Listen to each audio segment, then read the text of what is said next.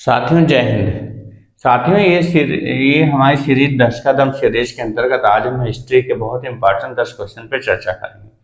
साथियों ये सीरीज हमारी बहुत सबसे पहले कैलिबर अड्डा बना था तब से चल रही है। इसमें 1000 से अधिक क्वेश्चन का कलेक्शन हो चुका है। 1000 क्वेश्चन तो रिटर्न में है, उसका एक्सप्लेनेशन अगर आप देखेंगे तो 2000 से अधिक क्वेश्चन का कलेक्शन है। किसी भी एग्जाम में आप इसको रिवाइज करके चले जाए तो हिस्ट्री, ज्योग्राफी, पॉलिटी कि कोई भी क्वेश्चन चाहे स्टैटिक जीके का हो चाहे फैक्चुअल हो, कोई भी नहीं छूटने वाला है आपका। डेट श्योर है, इसको आप पढ़ लीजिए, इसको रिवीजन करते रहिए, हमारे साथ 10 मिनट शाम को बने रहिए और सुबह हमारा डेली करंट अफेयर देखते रहिए। उसका 10 क्वेश्चन की सीरीज डेली चलती है। जितनी अंतर्राष्ट्रीय राष्ट्रीय खबरें प्रतियोगी परीक्षाओं के लिए आवश्यक होती है सभी क्वेश्चन का उसमें समावेश होता है। तो साथियों हमारे साथ कैलिबर अड्डा में बने रहिए। इसके अलावा हमारे जनरल हिंदी और जनरल साइंस की भी क्लासेस चल रही हैं जो आपकी प्रतियोगी परीक्षाओं के लिए बहुत इंपॉर्टेंट है। पसंद आए तो लाइक करिए, सब्सक्राइब करिए और प्लीज़ शेयर करिए। चैनल का बेल आइकन ऑन कर लीजिए जिससे कि आपको जैसे वीडियो पड़े आपको तुरंत मिल जाए देखने का, तुरंत लाभ उठा सकें। पहला क्वेश्चन है हमारा कि हड़प्पा कालीन समाज किन वर्गों में विभक्त था हमारा? तो 4 वर्गों में विभक्त था। कौन से आपके 4 वर्ग थे आप जानते होंगे।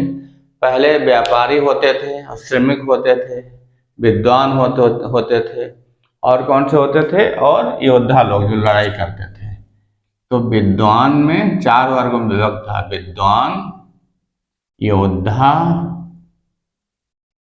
आपका व्यापारी वर्ग और श्रमिक वर्ग, काम करने वाला जो वर्ग था। तो अगर आपको ये लाइन से पूछा जाए तो विद्वान का स्थान प्रथम था, फिर योद्धा का, फिर व्यापारी का, फिर श्रमिक का। इन वर्गों में क्रम से हड़प्पा कालीन समाज विभक्त था। फिर है फैक्चुअल क्वेश्चन हमारा, गौतम बुद्ध द्वारा दीक्षित अंतिम व्यक्ति कौन था? तो सुभद्र जो था वो गौतम बुद्ध द्वारा अंतिम दीक्षित व्यक्ति था अपने बौद्ध धर्म में। बौद्ध धर्म में गौतम बुद्ध द्वारा दीक्षित अंतिम व्यक्ति सुभद्र था।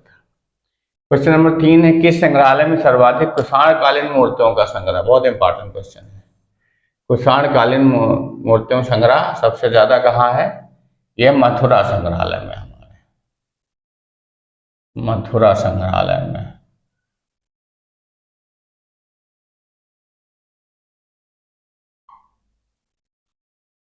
स्थापना इसकी कब हुई मानी जाती है? कि आपकी 1874 में मानी जाती है।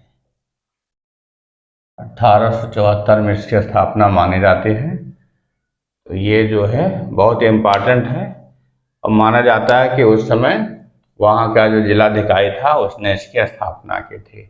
और ये जो है बादामी पत्थरों से निर्मित संग्रहालय है, बादामी पत्थरों से निर्मित।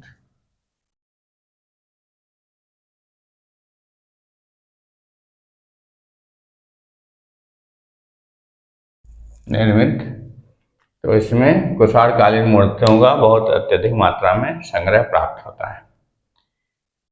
ये संग्रहालय बहुत बड़ा संग्रहालय था। फिर इसको लखनऊ में इसको कुछ विभक्त किया, लखनऊ संग्रहालय, कलकत्ता संग्रहालय, दिल्ली संग्रहालय। फिर भी ये जो है मथुरा संग्रहालय अभी भी सबसे विशाल का संग्रहालय है।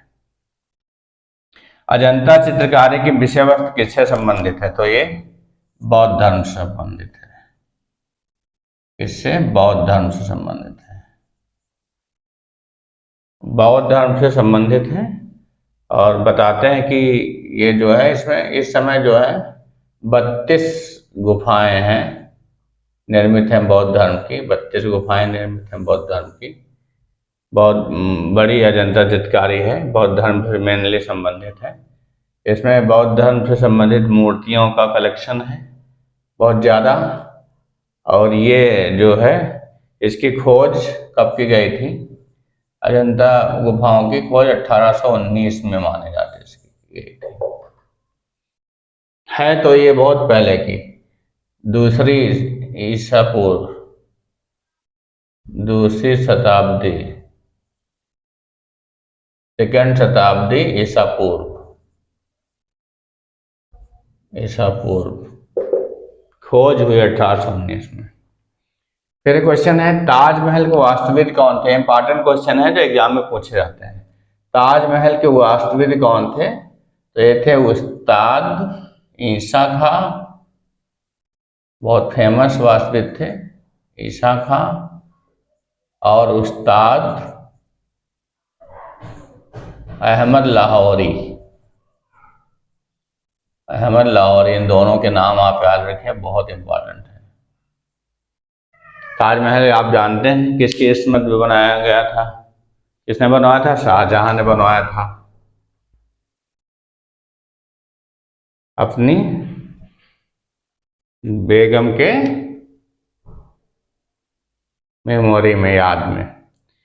मयूर सिंहासन को बनाने वाला कलाकार कौन था? ये भी ताज किसने? शाहजहां ने बनवाया था मयूर सिंहासन, और कलाकार था बादल खां। नाम याद रखिएगा, बादल खां। मयूर सिंहासन नादिर शाह जो उठा ले गया था।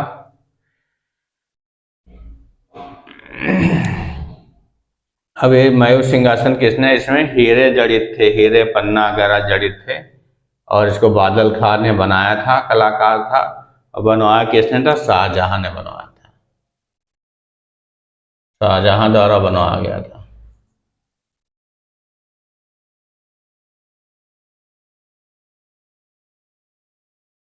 आपको अभी बताया था ताजमहल किसने बनाया था? उस्ताद ईसा खां और उस्ताद अहमद लाहौरी। कितने? 1632 में शुरू किया था, 32 में शुरू किया था ताजमहल को बनाना, और 1652 तक बना था। 20 साल लगे थे ताजमहल बनाने में। मयूर सिंहासन को बादल खां ने बनाया था, बनवाया किसने था? शाहजहां ने ही इसको बनवाया था। सल्तनत काल में दारुल सफा का मतलब क्या होता है? दारुल सफा क्या होता था? अब भी जैसे आपका लखनऊ में भी दारुल सफा है, जिसमें आपका निवास है इनका, आपके जो विधायकों का है, मिनी सचिवालय टाइप है। तो लेकिन सल्तनत काल में दारुल सफा का मतलब होता था चिकित्सालय। क्या मतलब होता था? चिकित्सालय। इसमें लोगों की, वैद्य लोग क्या करते थे? चिकित्सा करते थे। वहाँ पे रोक करके और घावों को पट्टी की जाती थी। तो ये दारुल सफा का बहुत ही महत्व था। युद्ध में जो लोग घायल हो जाते थे उनको भी दारुल सफा में ही एडमिट रखा जाता था। प्रथम विश्व युद्ध में कितने देश शामिल थे? तो ये इंपॉर्टेंट है। कितने थे? 37 देश शामिल थे।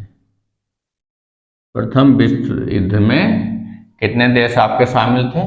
37 शामिल थे देश।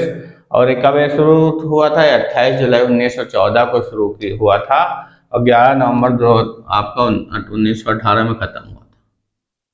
28 जुलाई 1914 में शुरू, 11 नवंबर 1918 में तक चला था।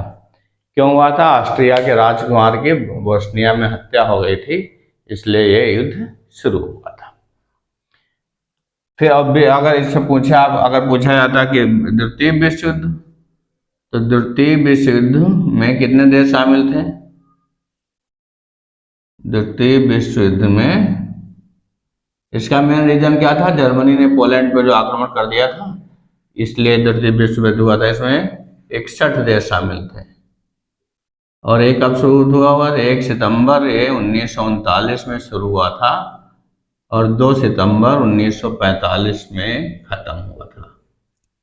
6 और 9 अगस्त में जब वो नागासाकी हिरोशिमा पे परमाणु बम गिराया था अमेरिका ने, उसके बाद लगभग हिटलर ने क्या कर दिया था? आत्मसमर्पण कर दिया था। मतलब उसने तो सुसाइड कर लिया था। उसके बाद युद्ध समाप्त हो गया था। 1 सितंबर 1939 में शुरू हुआ था, 2 सितंबर 1945 तक चला था। 6 साल चला था युद्ध, और वो 4.5 साल लगभग चला था वो युद्ध। तो इस तरीके से इसमें 61 देश शामिल थे द्वितीय विश्व युद्ध में। प्रथम विश्व युद्ध में 37 देश शामिल थे। ये हुआ था, इसमें ऑस्ट्रिया के राजकुमार की हत्या हो गई थी बोस्निया में, उसका कारण था ये। और ये कारण था जर्मनी ने पोलैंड पे आक्रमण कर दिया था। धर्म सुधार आंदोलन का जनक कौन था? बहुत इंपॉर्टेंट है, Martin Luther, Martin Luther king को माना जाता है। एक्चुअल क्वेश्चन है। इनका बहुत बड़ा योगदान है धर्म सुधार आंदोलन में। इन्होंने पब्लिक को जागरूक करने में बहुत एक धर्म क्रांति ला दी थी, इसलिए इनको क्या कहा जाता है, धर्म सुधार आंदोलन का जनक कहा जाता है। सॉरी दोस्तों। फिर है मिलिंद पनाह। अंतिम क्वेश्चन है किससे संबंधित है। ये एक बौद्ध ग्रंथ है, बहुत इंपॉर्टेंट क्वेश्चन है। क्या है, एक बौद्ध ग्रंथ है जिसमें हिंद यूनानी शासक मिनांडर और बौद्ध भिक्षु, बहुत ही फेमस बौद्ध भिक्षु नागसेन के संवादों का वर्णन है। क्या है इसमें, हिंद यूनानी शासक मिनांडर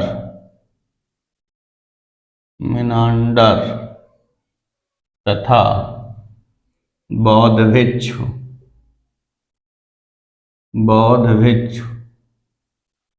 नागसेन